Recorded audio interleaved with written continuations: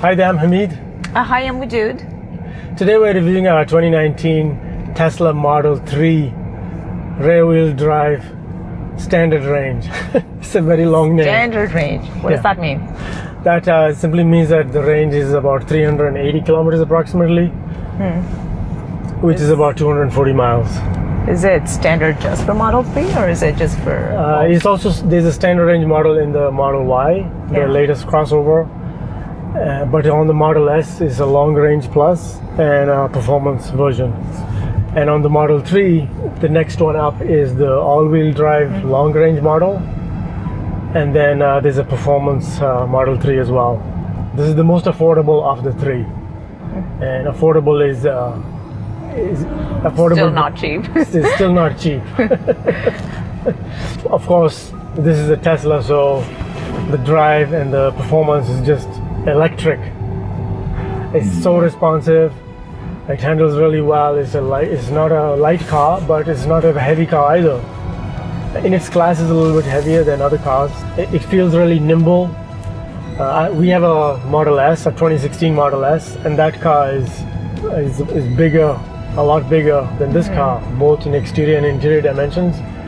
And you can feel the weight of that car. And this car feels really light and changes direction really easily. It's a lot of fun to drive this car. I mean, it is a very cool and very interesting car, obviously. But it doesn't feel like it's any less space in here compared to Model S. It's very surprisingly spacious. I'm surprised at how roomy it feels. I mean, look at the space between us. This is obviously not a car that you take to a track. The Performance Model 3 has a track mode, and with that mode you can actually drift with it on a track. You can vary the torque between the front axle and the rear axle on that car. On this one you can't do that. Obviously this is only rear-wheel drive. The steering is very sharp. There's very little numbness in the feel, even though it's an electric steering. The ride is a little bit, right now we're driving on a smooth road, so obviously it feels really smooth. It does. Well, that's pretty cool that it's a one-pedal drive. You know, nobody's behind us, so we can see if they will stop and slow down.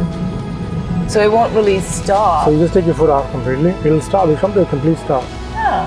Wow. It just feels very, very smooth, just like the Model S, but feels much lighter.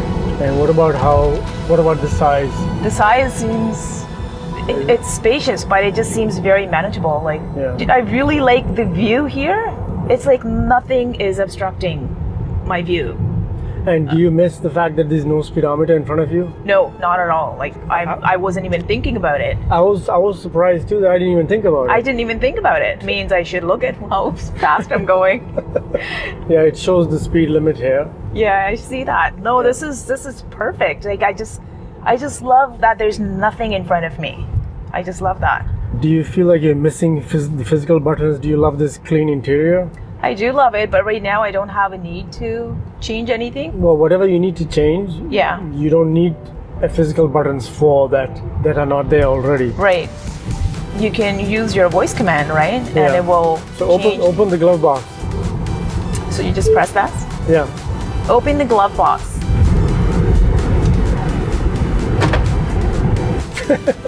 That's cool. It's really, really cool. You want to change the temperature, you just talk to the car. Increase the temperature. Now it's hot in the car. I think you should reduce the temperature now. We're just playing with it. Reduce the temperature. Did it understand? It didn't understand. Make it cooler. Temperature decreased by 1.5 degrees. What about the handling? Do you feel that it changes direction easily? It does. I love it. When I drove Model S the very first time, I guess that was the very first electric car I drove and I was kind of nervous. This just feels like it was made for me. It just feels like I feel so comfortable driving this car. Yeah, so we have to get me a Model 3. Sure. Let's see how this car handles. Whoa.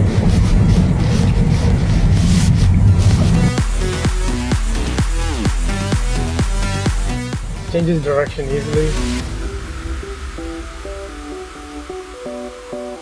This one is rear-wheel drive, so there is no torque steer at all on this car from the front wheels.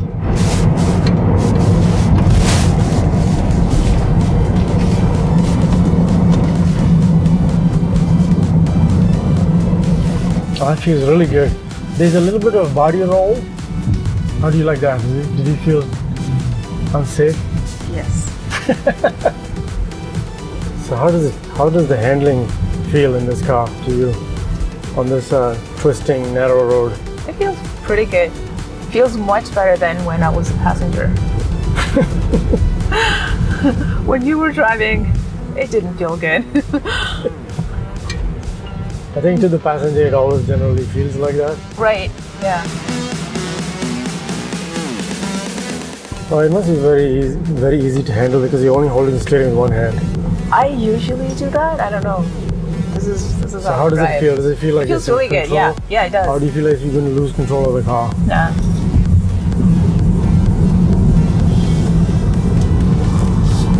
I still can't get used to this view. Yeah, how much It's open really, it looks. Yeah, the really low dashboard. And I can't get used to one pedal drive. That is so cool. Yeah, I love that part of this car. So another very important feature of this car is the AutoPilot, and it is pretty advanced. This car has 8 cameras, 3 facing the front, 2 on each side and 1 at the back. And we're going to go through this lower baseline road with a lot of curves with AutoPilot on. And I've set the speed limit to 50. And let's see how accurate it is. My hands are here to correct it if it's... Scary. Why are you scared? It's handling it really well. Yes. Now it told me I should apply slight pressure to the steering wheel to make sure that I'm awake, and look at how it's slowed down Yeah. to go on the corner. This thing is unbelievable. Look at that. Wow. I mean, it slowed down a little bit more than I would have slowed down. Which is how much you should slow down. No, well, the speed limit here is 50. Oh, what was that? It told me to apply pressure. I didn't apply pressure enough, so it disengaged and had to take over. But it handles those curves so well. I'm surprised at how good this system is. It knows exactly where the lines are, and it's really good. Obviously, in situations where there's construction, so let me just engage it again. I actually felt safer When the when car the was car driving, was driving than rather when than you me. were. Thank you. So I have to put my hand on the steering every now and then to put pressure on it to show that I'm in the car and awake. But other than that, it does a pretty good job of keeping straight on the road. It still doesn't handle some challenging situations, such as in construction areas, and you're not supposed to even have it on in construction areas anyway. So let's see if it stops here. Wow. Hey, it is coming to day. a stop. Well, let's talk about the interior now. The interior in this car is very minimalist and very futuristic. Very futuristic. It just seems like you're sitting in a spaceship, kind of. Doesn't it give you that feel? Yeah, Yeah, I have that feel that, I'm sitting in a spaceship. I can't even feel these panels. I just see glass and glass on the side and above. and then this flat surface over here with a very low dash, it just gives it that overall feeling of space. You don't Yeah. feel cramped in here at all. I'm really surprised at how roomy this car feels. Yeah, it does. There are hardly any buttons here, and a lot of people complain that they want to have physical buttons for so many things, but this has physical buttons for all the important things other than temperature control, which is not a problem. It's not distracting either because you just talk to the car. You press this button, make the car warmer, and the temperature is increased by 1.5 degrees. That's so cool. So it's not distracting at all. This control here, the scroll wheel on the left hand side of the steering wheel, is for your volume, for your sound system, and then these buttons here are to go forwards and backwards, to skip track, etc. On the door, it has the buttons for the windows, as well as to open the door. Obviously, the door opens with an electronic button. Oops. That is the electronic button to open the door. It's not a physical button. I mean, it is a physical button, but it's not mechanical. It's an electric button to open the door. And then on the door you have the window buttons. So all the major controls are physical other than the temperature. Another cool thing about this display is the rear view camera. You can see over here that is showing right up to this tree that is beside me because of the cameras on the side. And in reverse, it is so cool how much you can see in here. The seats are really comfortable and very well padded. Yeah. I feel like I'm tucked in here. They feel more comfortable than our Tesla. The seats are maybe a little bit harder. They're leather. This one is not leather, it's a vegan material. Okay. But it's very well padded and very comfortable. These seats are actually made in-house at the Tesla factory. They don't source it out to another company. Okay. Yeah. No, they feel very comfortable. I love how this glass roof is all the way to the back. And that just also adds to the spaciousness. Yeah, I just like the amount of glass in here. I have at least 6 inches above me, and I'm 5'10". I have 2 feet above me. There's lots of elbow room. It's not cramped at all. Now let's head to the back and see how it looks.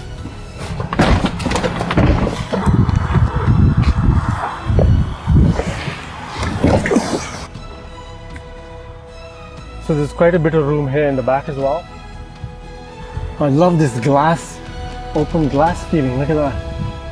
It's true stargazing. Yeah. The floor is flat because it's an electric car, obviously.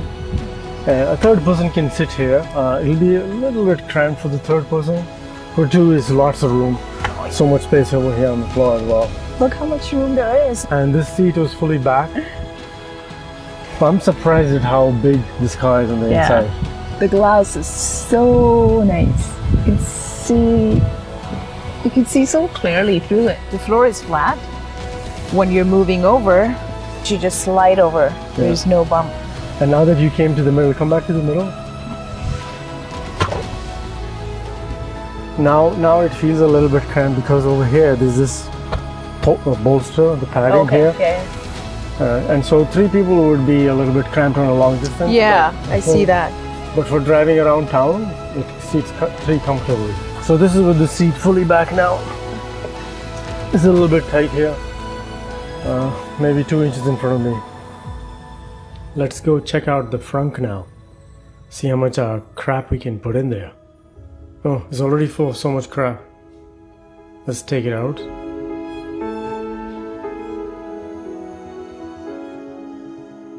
Let's see if we can fit the biggest piece of crap in here now. The trunk, as you can see, is pretty big. It goes all the way obviously to the seats, and the seats fold down, and I'll show that in a second.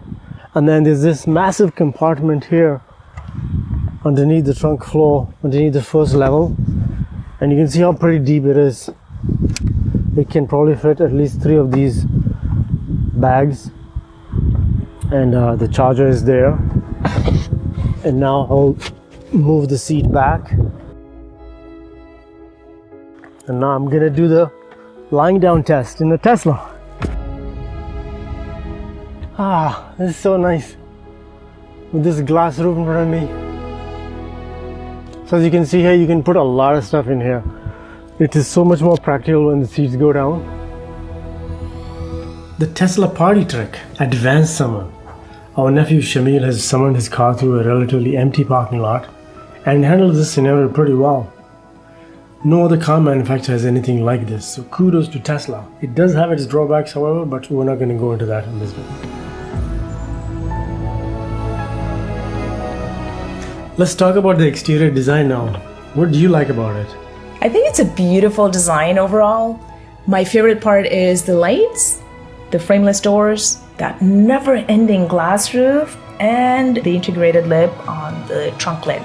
I think it makes the car look very sporty and very athletic. Yeah, I agree, it does. I also love the rear and the sides the best, and all those details you mentioned. This specific car did not have any panels that were not aligned properly. I think the all-glass roof is really unique and awesome looking. I think it looks really nice both from inside and outside. The front bumper though, I'm not really digging it. That's not my favorite part of the car. It just seems like there should be something to break down the color. There's just too much solid color. The car looks pretty tall because of that. Yeah, it already adds to the height of the car.